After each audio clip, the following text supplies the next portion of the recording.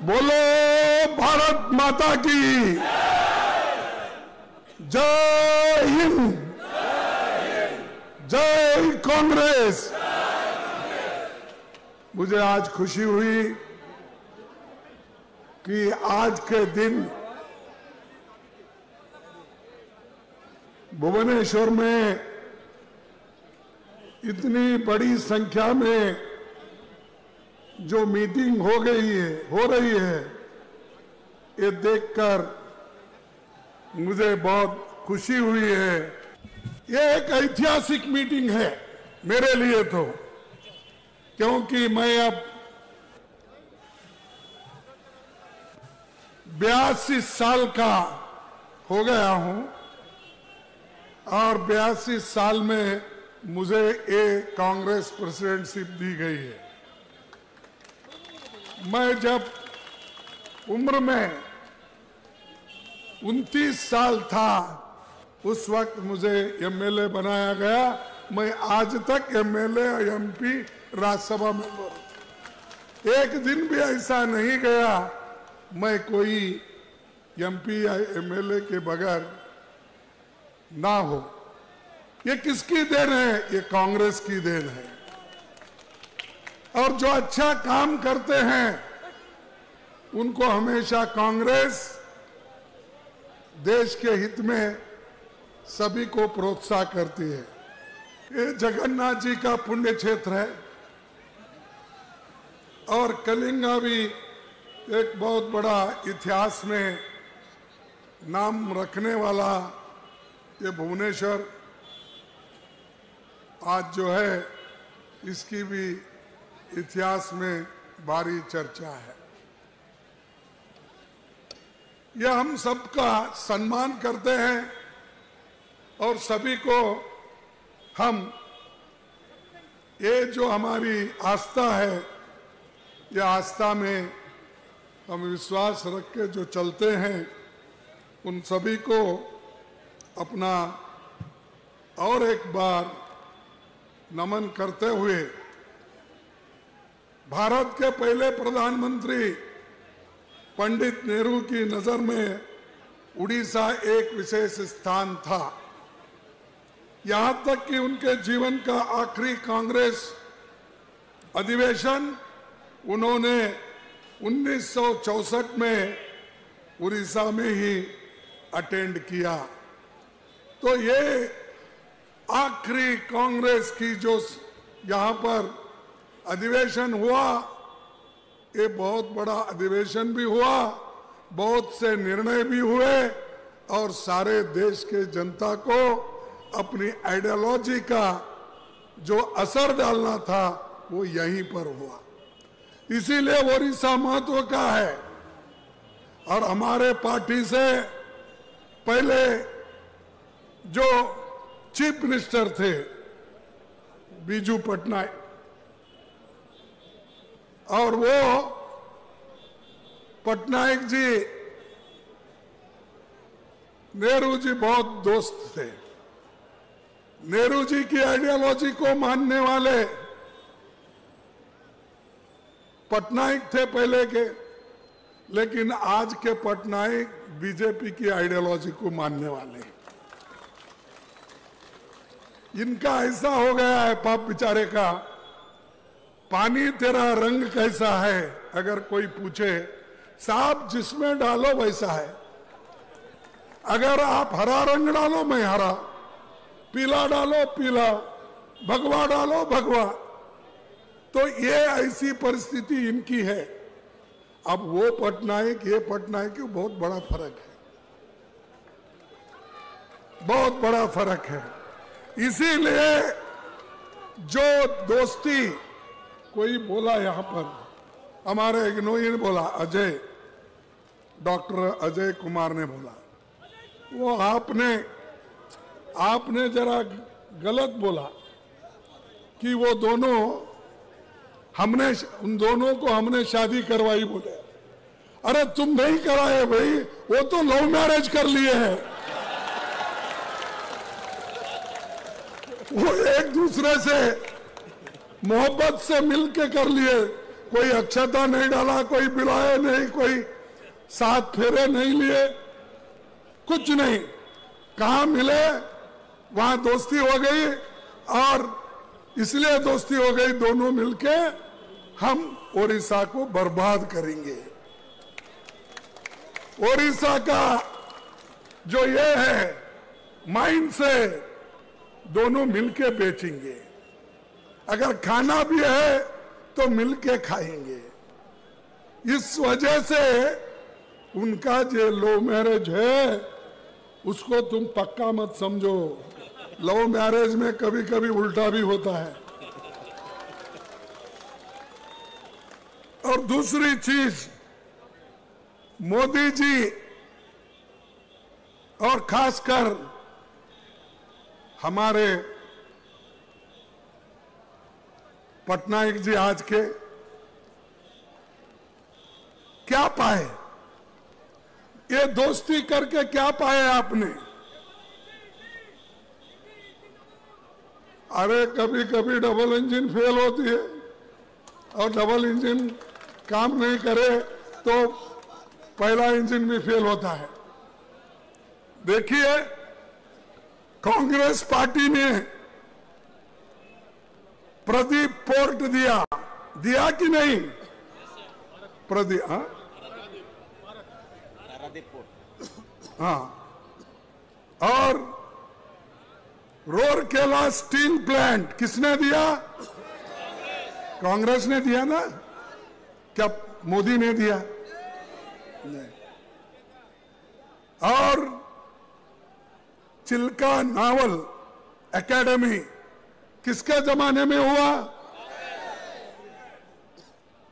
और मानचेश्वर में rail coach factory हुई, कब हुई? अच्छा, एचएएल ऑर्डिनेंस फैक्ट्रीज कब बने? कांग्रेस के जमाने। फिर पटनायक और मोदी ने मिलकर क्या लाया? अरे इतने बड़े बड़े इंडस्ट्रीज कांग्रेस ने लाया, नेहरू जी ने लाया, और उस वक्त के पटनायक जी साथ दिए, ये काम हुआ। और आप अब क्या कर रहे हैं? बीजेपी के साथ मिलकर यहाँ के पूरे जो नैसर्गिक संपत्ति है इसको लुटाने के लिए परमिशन दे रहे हैं। और कई भुवनेश्वर में एम्स, निसर, इंस्टीट्यूट ऑफ फिजिक्स, शिक्षा संस्थान, ये सभी जो हुए हैं ये सब हमारे टाइम में हुए हैं, और ये कांग्रेस का देन है। और हमारे को बार बार पूछते हैं मोदी जी, आपके पास आके पूछे या नहीं मुझे मालूम नहीं, वो हमेशा ये कहते हैं, मोदी जी 70 साल में कांग्रेस क्या किया? अरे भाई, हम 70 साल में कुछ नहीं करते। मोदी जी, आप चीफ मिनिस्टर ही नहीं बनते थे। हम देश के संविधान को बचाए, देश के लोकतंत्र को बचाए, इसीलिए आप वहां हो। आप लोकतंत्र को खत्म कर रहे हैं, लोकतंत्र को बर्बाद कर रहे हैं, संविधान को बर्बाद कर रहे हैं। जो संविधान डॉक्टर बाबा साहब अंबेडकर, जवाहरलाल नेहरू जी ने मिलके यहाँ के देश के लोगों को एडल्ट फ्रेंचाइज दिया, यानी सभी लोग बराबर, सबको हक। पहले नहीं था, ब्रिटिश के जमाने में था। आज नीचे से काम करने वाले एक खेत मजदूर को भी उतना ही हक है वोटिंग का, और उसकी कीमत भी उतनी है जितनी एक जमींदार की है, बड़े मालिक की है। कारखाने में काम करने वाला एक मजदूर, उसके वोट को भी उतनी ही कीमत है जितना मालिक को है। ये किसने किया? हमने किया। और आपको सभी को अधिकार दिया। महिलाओं को सुनिए, पूरे देश में 50 साल 100 साल के पहले जहां भी डेमोक्रेसी है वहां महिलाओं को वोटिंग का अधिकार नहीं था। जैसा कि मनु ने महिलाओं को कमजोर करने के लिए उनका काम उन्होंने बताया सिर्फ घर में ही रहना ठीक है, लेकिन ये नेहरू जी की देन है, अंबेडकर जी की देन है। जब आपको आजादी मिली, जब संविधान बना, उस दिन से जब वोटिंग राइट आ गई, महिला को भी उसी दिन मिला। यह इतिहास है और दुनिया में कोई ये काम नहीं किया, हिंदुस्तान ने किया। और हिंदुस्तान ने करके आज महिला को चाहे जिला परिषद, ग्राम पंचायत, एमएलए, एमपी, आज जो इतने लोग, बड़े बड़े लोग, महिला बहुत बड़े अपने पोस्ट पे है, ये सब हमारी देन है, कांग्रेस की देन है। और ये लोग कांग्रेस के खिलाफ रोज उठ के बोलते हैं।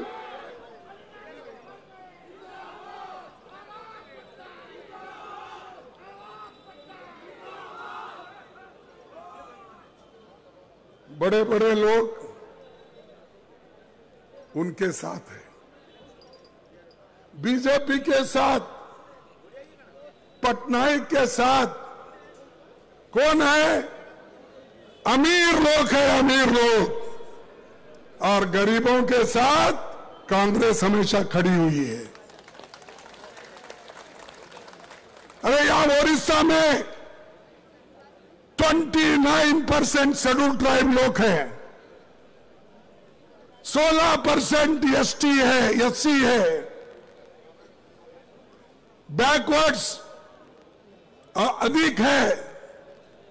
इसके बावजूद भी इन लोगों को कोई आज तक बड़ा काम नहीं मिला। ये पटनायक के गवर्नमेंट में कोई बड़ा आदमी या कई बड़े हुद्दे पे इन्होंने नहीं बिठाया। इसीलिए आप हिम्मत करो, एक हो जाओ, अपने हकूक के लिए लड़ो। मैं ये नहीं चाहता कि एक दूसरे से लड़ो, वो मोदी करते हैं डिवाइड एंड रूल, लेकिन मैं नहीं, मैं देश को एक रखना चाहता हूं। राहुल जी देश को एक रखना चाहते हैं। राहुल जी तो बोले भाई मैं तो मोहब्बत की दुकान खोला हूं, नफरत की नहीं। लेकिन यहां बीजेपी, आरएसएस ये तो नफरत की दुकान खोल के बैठे हैं। और इसी के वजह से आपको होशियार रहना चाहिए। अगर आप ये कहें अरे सुनो भाई, सुने तो ही ज्ञान आता है, ज्ञान आए तो ही आप बोल सकते हैं। स्लोगन शाउटिंग मेरे लिए करें तो मैं खुश हो जाऊंगा, बाकी का समझ तो नहीं पाएंगे आप। देखो बीजेपी और आरएसएस इतनी बुरी है और उसके संग में इन्हों है। फर्ज करो अगर कोई आदमी, हम कहते हैं भाई ये विष के जैसा है, ये लोग बहुत डेंजर है, इसीलिए उनको दूर रखो, उनको टेस्ट मत करो, हमने कहा। अगर कोई ये कहता है भाई हम बोलते ये विष है, पॉइजन है, इसके पास मत जाओ, उसको देखो मत। अगर कोई ये भी कहता है नहीं वो विष है या नहीं, मैं जरा चाट के देखता हूं, तो क्या होगा? अरे तुम चाट के देखे तो भी मरेंगे, दूर से देखे तो उनका अन्याय अत्याचार भी तुमको मालूम होगा। तो जैसा ये आरएसएस और बीजेपी ये विष जैसे है, पॉइजन है, एक एक करके हमारे हकूक को छीन ले रहे हैं। एक एक करके हमारे जितने भी हक थे, महिलाओं के हो, एसटी के हो, एससी के हो, वो सब खत्म कर रहे। आप देखिए बाजू मणिपुर में क्या हो रहा है?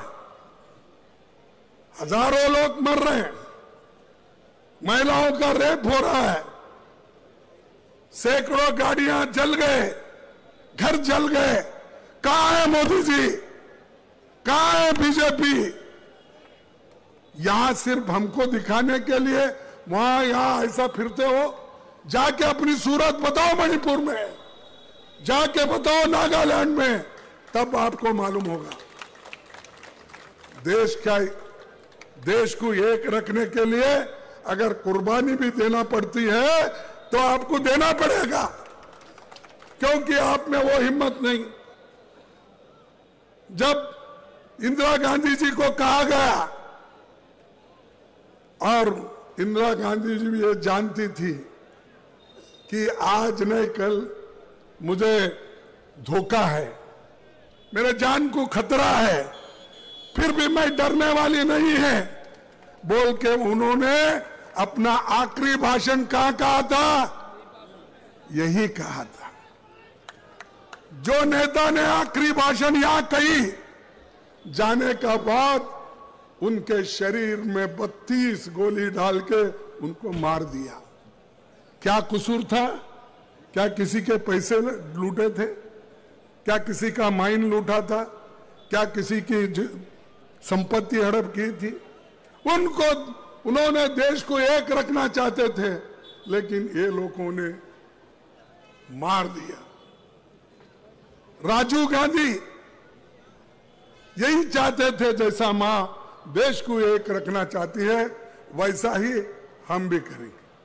तब उन्होंने भी जब मद्रास में, चेन्नई में गए, श्रीपेरुम्बदूर में जब मीटिंग हो रही थी, तब एक महिला ने सीढ़ियों पे ठहर के स्वागत करते वक्त वो महिला अपने कमर पे मानो बम बनाकर लेकर बांध के लेके गई थी, और वो हार डालते डालते उनके गले में बम विस्फोट हुआ और राजीव जी के देह का, शरीर का टुकड़े टुकड़े टुकड़े हो गए। उनका सूरत भी कोई पहचानता नहीं था, उनका शरीर के हर एक भाग अलग अलग हो गए थे। वो किसके लिए उन्होंने किया? वो देश के लिए किया कि अपने लिए किया? बोलिए आप। फिर ये पटनायक को समझ में नहीं आता, ये आरएसएस को समझ में नहीं आता, ये बीजेपी को समझ में नहीं आता। ऐसे लोग हमारे देश के लिए जान दिए, और मोदी जी सबकी जान ले रहे। वो ये जानते हैं, बट डालो हमारी बात नहीं सुनता, ईडी का रेड करो, इनकम टैक्स का रेड करो, और आईटी का रेड करो। ये सब करके उन्होंने हुकूमत चला रहे। हम प्रेम से हुकूमत चलाए, एक दूसरे को गले लगा के हमने सरकार चलाई, और आज जो कुछ भी है वो कांग्रेस की वजह से है। शिक्षा, दवाखाने, स्टील फैक्ट्रीज, पूरे देश में कुछ ना कुछ अगर दिखता है वो कांग्रेस का दिखता है। उनके क्या दिखते हैं? उनका कुछ नहीं। लोगों को लड़ाने के लिए चलो तुम लड़ते रहो, मैं मजा करता हूं बोल के वो लोग अपनी छवि बना लिए। तो आपको सोचना है। आपको और एक बात कहता हूं, ये आखिरी चुनाव है। मोदी अगर फिर से आए तो नई चुनाव होंगे, नहीं करने देगा और डिक्टेटरशिप आएगी। तुम मानो या न मानो, अभी भी देख रहे हैं आप। परसों ही हमारे पास के एक नेता को उधर लेके गए, इंडिया का गठबंधन का, कौन है?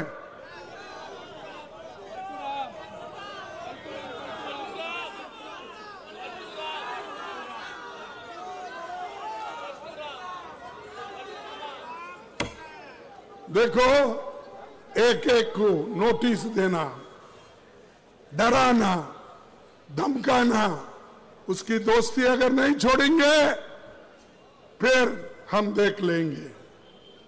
डर के कोई दोस्ती छोड़ रहा है, कोई पार्टी छोड़ रहा है, कोई गठबंधन छोड़ रहा है। अरे इतने डरपोक लोग अगर रहे तो क्या यह मुल्क बचेगा? क्या यह संविधान बचेगा? क्या यह डेमोक्रेसी बचेगी? इसीलिए ये आखिरी चांस है आपको वोट देने का।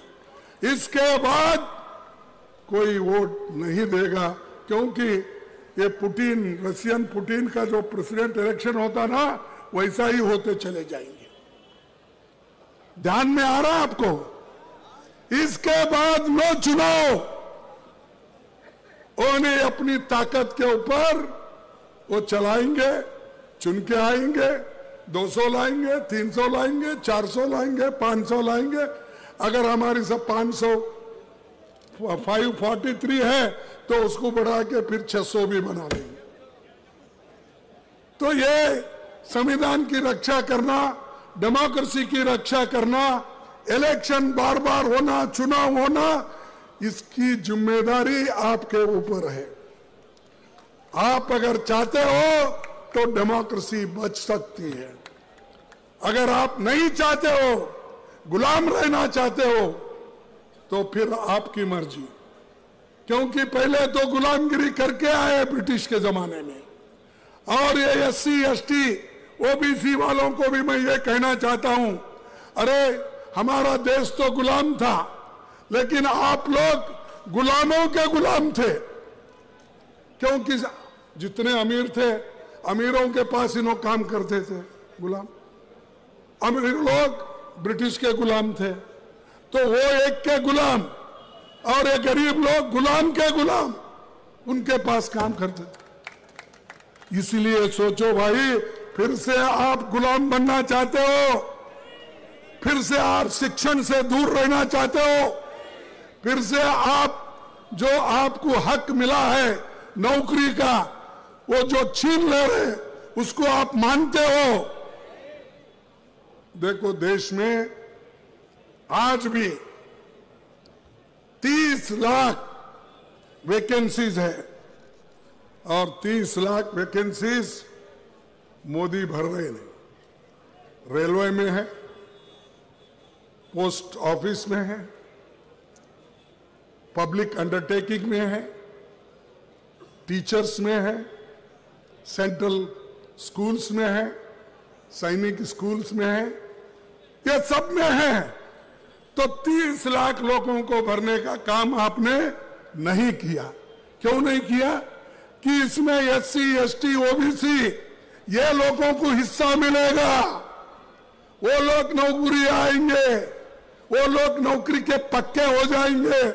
तो इनको जैसे थे 1947 के पहले, वैसा ही रखने के लिए मोदी जी ये चाल चल रहे हैं। और एक बात मैं कहूंगा, एक मोदी साहब की एक आदत है, झूठ बोलना। आप कोई दूर दूर रह के कोई बीजेपी या BJP के लोग सुन रहे हैं, तो मैं आपको पूछना चाहता हूं, 2 करोड़ नौकरियों का वायदा किसने किया? अब कम से कम 20 करोड़ नौकरियां होना था। दिए आपको नौकरी? फिर बोल रहे हैं, आज पेपर तो आप रोज पढ़ते हैं, पेपर में हेडलाइन क्या है? मोदी की गारंटी। मोदी की गारंटी क्या है? 2 करोड़ नौकरियां नहीं देना। ये मैं झूठ बोल रहा हूं? उन्होंने बोला 15 लाख काला धन बाहर से लाके आपके जेब में डालूंगा। डाले? फिर कौन झूठ बोल रहे? अरे जोर से बोलो ना, कौन झूठ बोल रहे? मैं झूठ बोल रहा हूं?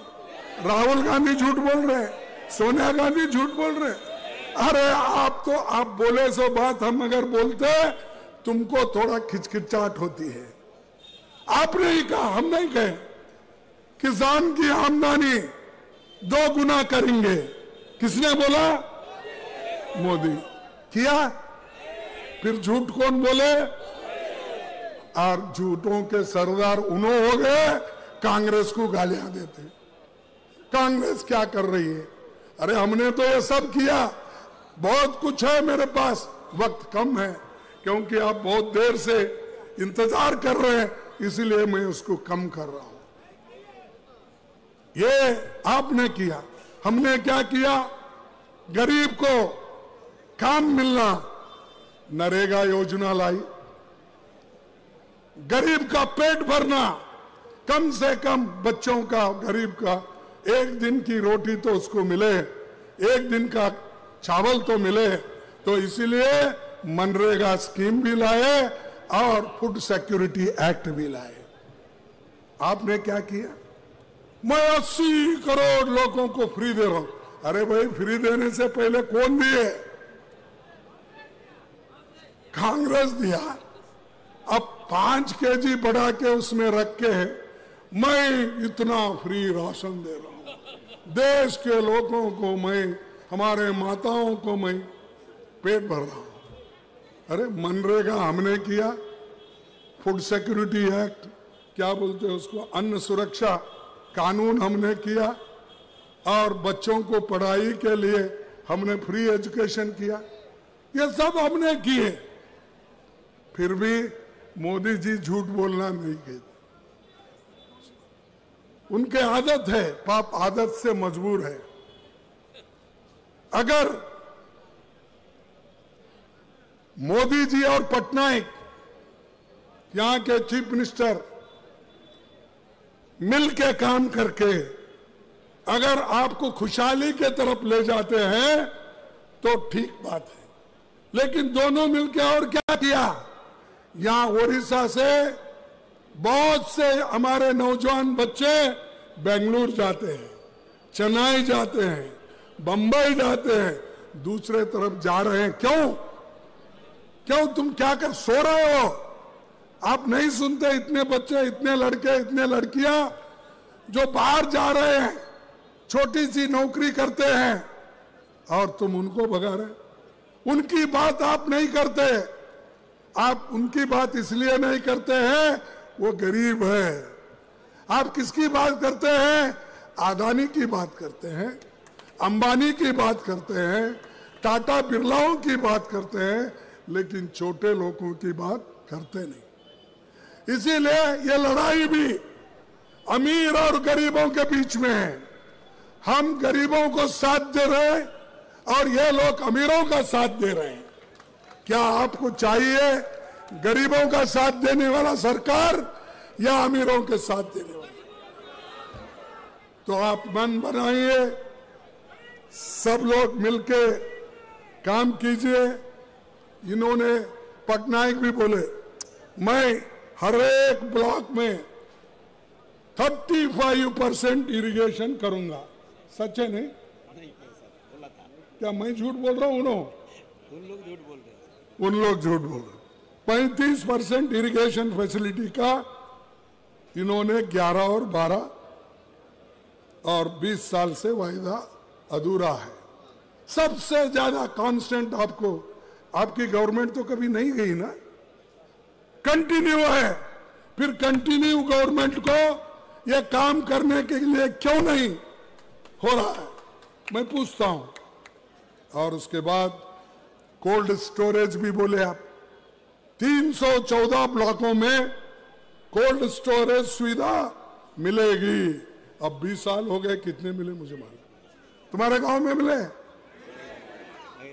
अरे ये 314 ब्लॉक में कोई किसी, आप किसको तो मिला होगा? 300 लोगों को तो मिला नहीं भाई, 100 को तो मिला होगा नहीं, 200 को तो मिला होगा नहीं, तो 14 को तो मिला होगा। ऐसा कैसा होता भाई? इतना झूठ बोलते हैं आपके चीफ मिनिस्टर। तो आप सोचो, अरे भाई एक आदमी ऑफिसर को ला के बिठा के आप गवर्नमेंट चलाते हो? क्या यहाँ के नेता लोग जिंदा नहीं है, वो काम नहीं कर सकते। अरे ओडिशा के ऑफिसर्स, ओडिशा के लीडर देश को मार्गदर्शन कर सकते हैं। तुमको मार्गदर्शन करने के लिए बाहर का आदमी चाहिए। क्यों?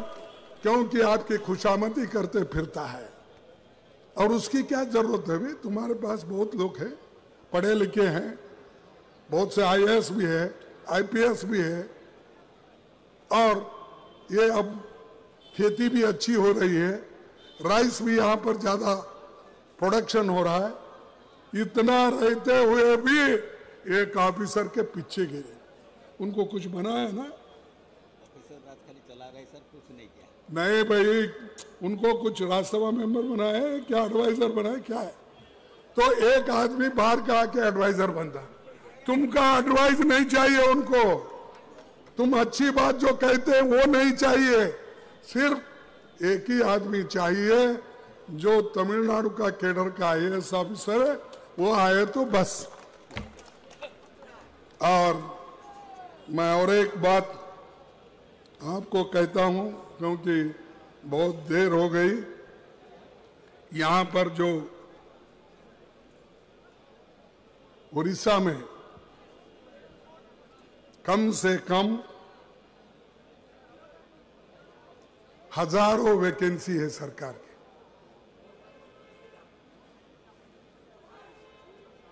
ओडिशा में 45 लाख से अधिक नौजवान बेरोजगार है और 2,36,000 पद विभिन्न सरकारी विभागों में खाली है। हर डिपार्टमेंट में कम से कम 2,36,000 नौकरियां खाली है। दो भाई नौकरियां। जब 45 लाख नौजवान लोगों को नौकरी नहीं, कम से कम 2 लाख तो दीजिए। ये आंकड़े मेरे नहीं है, सेंट्रल गवर्नमेंट के। ये मैं नहीं बनाया, सेंट्रल गवर्नमेंट ने जो हमारे को पार्लियामेंट में कहती है उसका हमने नोट कर लेके आए हैं। और हमको मत सिखाओ कैसा चलाना, कैसा बोलना, कैसा। ये इनकी एक चाल है, गरीबों को तंग और तबाह करना और पार्टनरशिप में गवर्नमेंट चलाना। ये उनका एक हमेशा एक बहुत बड़ा ये साजिश है। और कई लाखों रुपए लूटे गए माइंस में। 20,000 करोड़ रुपए चिटफंड में गए या नहीं गए? तो अब आप ही सोचिए, इनको फिर से अधिकार देना क्या?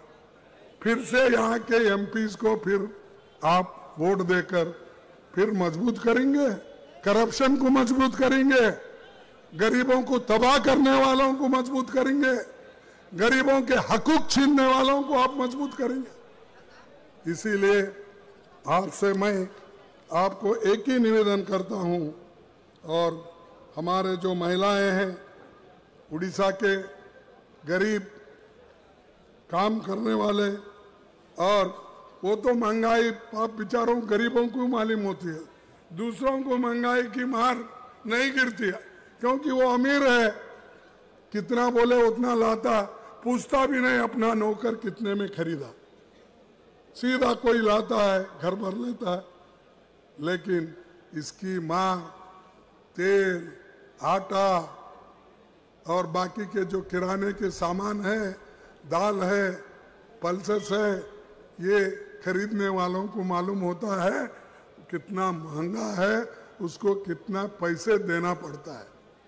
तो ये जो चीजें हैं हम हमेशा पार्लियामेंट में भी उठाते हैं, अनएम्प्लॉयमेंट का उठाते हैं, किसानों के बारे में भी हम उठाते हैं, लेकिन मोदी जी इसके बारे में बात करने के लिए तैयार नहीं है।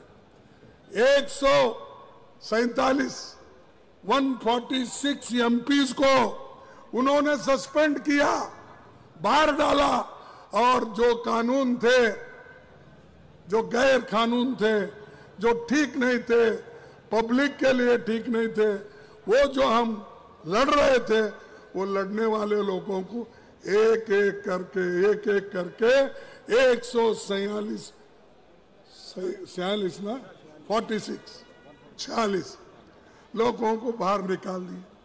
अरे ऐसी डेमोक्रेसी चलती, सबको बाहर निकाल के अगर आप अपनी सरकार को चलाते हैं, आगे सबको वोटिंग पावर भी आप नहीं देते, बंद करके अपने रशिया के पुतिन के जैसा आप चलेंगे। तो भाइयों, मैं एक ही आपको विनती करता हूं कि लिबर्टी, इक्वालिटी, फ्रेटर्निटी और जस्टिस, ये 4 मुद्दों पे हमारा जो संविधान खड़ा हुआ है, इसको आप मजबूत करो, इसके लिए लड़ो और हम आपके साथ हैं। आप डरो मत। अब राहुल गांधी को डराने की बहुत कोशिश हो गई, क्या डर गए? हमारी यात्रा निकली मणिपुर से गया असम, नागालैंड से मणिपुर, आसाम से अब निकला वेस्ट बंगाल और उसके बाद बिहार, झारखंड, सब बात है आगे। तो ये जो हम कर रहे हैं किसी को खुश करने के लिए नहीं ना, जनता के जो समस्या है उसको हम हाईलाइट करने के लिए हम कर रहे हैं। तो इसीलिए भाई ये समझिए, सोचिए, और जो एक नौजवान लीडर कन्याकुमारी से लेकर कश्मीर तक पैदल चलता है जनता के समस्याओं को छुड़ाने के लिए, उसको साथ देना हम सबका कर्तव्य है। और बैठ के खाने वालों को आप सपोर्ट करेंगे, या जो आदमी कन्याकुमारी से कश्मीर और मणिपुर से महाराष्ट्र तक चलने वाले, तुम्हारे समस्या को हाईलाइट करने वाले को आप मदद करेंगे? बोलिए। तो इसीलिए